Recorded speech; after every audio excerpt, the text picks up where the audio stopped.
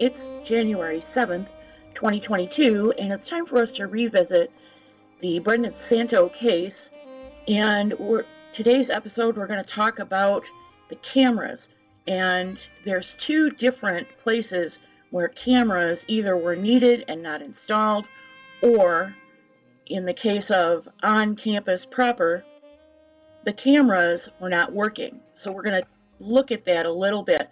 Just to refresh your memory, this is the heart of Michigan State University campus, and that big loop that you see is the Red Cedar River. Inside that loop is all the sports stadiums, with the exception of Spartan Stadium, which is the big football stadium, and it's in the lower right of your screen, just west of the Red Cedar River.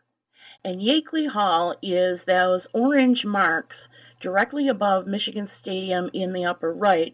And Brenda was last seen near the intersection of Beale Street and Michigan Avenue, which is right adjacent to that block of dorms. We're going to switch maps, and you're going to see that Michigan State University campus is technically in East Lansing.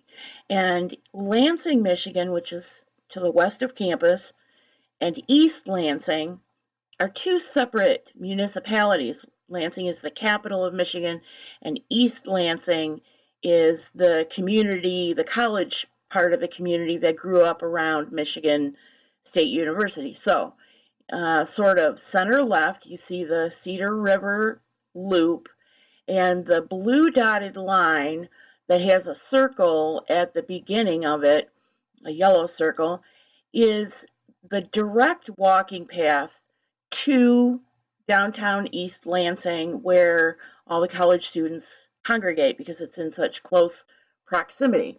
You can see there is an alternate route in gray, which may appear to be more direct route than the blue one, through the east side of campus. However, the investigators believe that he took, or tried to take, the northern route from Yakeley Hall to Brody neighborhood. Now, Brody neighborhood is the yellow mark on the lower left. That's actually Brody Hall.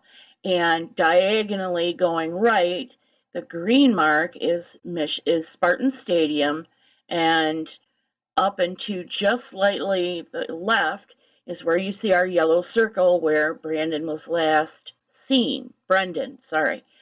So if you follow the blue line, you're going to see some purple dots. You're going to see one before you cross East Grand River, which is the creamsicle orange double. It's actually a boulevarded street.